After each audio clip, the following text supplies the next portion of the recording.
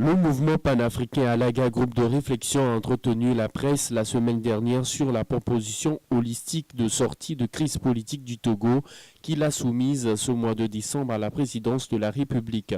Plus de précisions dans cette interview.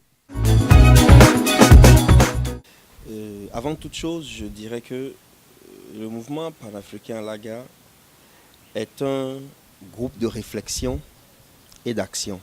Et nous avons voulu soumettre aux acteurs de la réconciliation nationale une proposition d'ordre politique qui, à notre sens, pourrait très bien résoudre comme un coup de bâton magique la problématique de notre pays. Et le chef de l'État lui-même a annoncé, lorsqu'il était en Allemagne, qu'il demande aux universitaires, aux intellectuels de s'intéresser de la question et de soumettre des propositions qui peuvent être appliquées. C'est ainsi que nous, en tant que chercheurs, en tant que mouvement de réflexion, nous avons élaboré une proposition. De quoi s'agit-il? Nous avons fait un diagnostic de la situation sociale et politique de notre pays dans la diachronie, c'est-à-dire depuis 1946 jusqu'à aujourd'hui. Et nous avons constaté qu'il y a une constante. Cette constante, c'est elle qui singularise même la crise du Togo, qui n'est pas, à notre avis, une crise d'alternance politique normale. En effet, nous avons remarqué qu'au Togo, il s'agit en fait d'une compétition interethnique pour le contrôle de l'État. Considérant que le Togo est une mosaïque de communautés ou d'ethnies, il n'est pas indiqué que sa dirigeance ou sa gouvernance se base sur des principes particularistes. Et c'est ça qui a fait que les partis politiques que nous avons aujourd'hui se réduisent aux grandes communautés ethniques. Et la lutte politique pour l'alternance est devenue en quelque sorte une lutte intercommunautaire, interethnique. Dans ce schéma, nous disons en tant que MPA que l'alternance politique n'est pas conseillée. Et nous assumons cette assertion qui est lourde de conséquences. Puisqu'il nous semble que dès lors qu'on fait passer le pouvoir à une mouvance dite oppositionnelle, qui est radicale, il n'y a pas de garantie que le pays sera en paix. Il n'y a pas de garantie que les dirigeants d'hier ne seront pas poursuivis et ne feront pas objet de poursuites. C'est ainsi que nous avons proposé au chef de l'État, et nous avons soumis également par ampliation la lettre au HCRUN, que le Togo fasse une césure radicale et aille vers une refondation républicaine à travers un nouvel ordre national. Le nouvel ordre national va conduire le pays, c'est une transition de 3 ans qui va conduire le Togo vers l'État fédéral. Pratiquement, le mouvement panafricain Alaga propose aux acteurs de la vie politique nationale et à la présidence de penser à abandonner l'actuel format de l'État unitaire et d'aller vers un État fédéral où les États fédérés seront constitués par les grandes communautés culturelles et linguistiques, de telle façon que chaque communauté puisse s'organiser dans le cadre de l'État. Il ne s'agit pas d'une proposition sécessionniste, pas du tout. Dans le cadre de l'État, chaque communauté s'organise sur fond d'une certaine autonomie politique, économique et culturelle. C'est ainsi que nous avons proposé que le Togo soit divisé en 4 grandes régions, avec une 5e région très petite que nous appelons région charnière, qui fera office de capitale fédérale, à partir d'où les questions de souveraineté nationale seront gérées. Nous proposons donc une présidence qui est super partes et des gouverneurs de région ou des gouverneurs d'État qui vont donc s'occuper des questions locales dans chaque grande communauté. Cette option va permettre à tous les Togolais de se sentir à l'aise.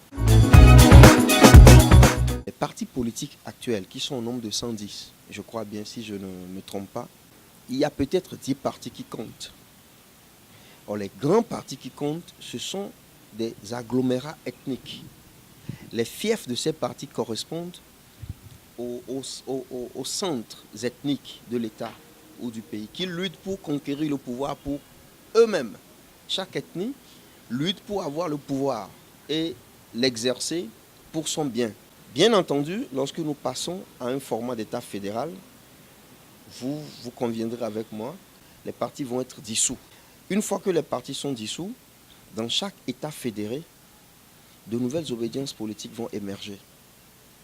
Il n'y aura plus de partis, de grands partis politiques ethniques qui combattent pour un pouvoir central. Mais il y aura de petits partis ou d'autres partis dans des États fédérés qui vont lutter pour le contrôle du pouvoir au niveau de l'État fédéré. Cette disposition va permettre à ce que la lutte ethnopolitique au Togo disparaisse. Pour que la population, le Togo, aille vers le nouvel ordre national, vers l'État fédéral, il faudrait que les grands acteurs de la vie sociale, de la vie politique y adhèrent. C'est ainsi que nous avons évoqué la chefferie traditionnelle, car pour nous, le véritable ordre politique de nos États, et là je parle en tant que panafricaniste, cet ordre se base sur les anciens du peuple qui sont les chefferies traditionnelles, leurs représentants.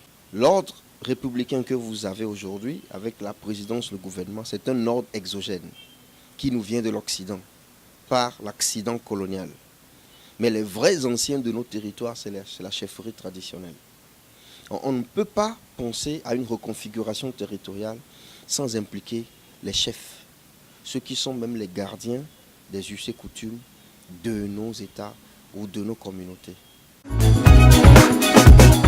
On parlait également des religieux, des grandes confessions, qui constituent des pôles de contrôle d'opinion.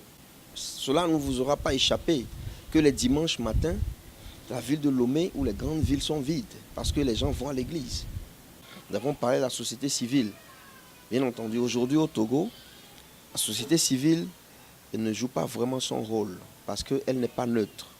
Elle est polarisée. Nous allons, à partir du mois de février ou de janvier, si le Père Tout-Puissant le permet, nous allons lancer des concertations avec le projet, lancer des débats, créer des clubs pour que la pensée de l'État fédéral du Togo, qui sera la base de l'unification réelle de l'Afrique noire, que cette pensée puisse traverser les couches sociales. Quand vous consultez notre constitution, il est prévu que le Togo est divisé en 5 régions. Et chaque région devrait avoir à sa tête un gouverneur. En fait, c'est un procédé de décentralisation. En fait, c'est l'État régional que nous voyons plus ou moins en terre italienne. Mais cette subdivision n'a jamais été respectée. La proposition que nous faisons, en fait, elle doit prendre en compte les clivages sociologiques. Les 4 régions ne correspondent pas à la géographie naturelle. Elles correspondent aux délimitations des aires linguistiques et culturelles. Nous savons que nous avons une grande aire au sud, l'aire Ajatado, constituée des Évés et des populations assimilées. Cette aire-là, qui se comprend, qui parle une seule langue, va devenir, dans le cadre de notre proposition d'État fédéral, un État fédéré, une région, c'est-à-dire un État fédéré, avec à sa tête un président fédéré ou un gouverneur qui aura tous les pouvoirs. Il aura son armée, il aura sa police, il aura ses questions culturelles, il aura ses questions commerciales et économiques et la lutte pour le pouvoir au plan local.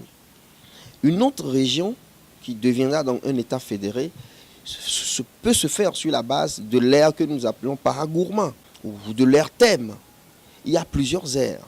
Et au moment venu, nous allons soumettre l'étude qui a été faite aux décideurs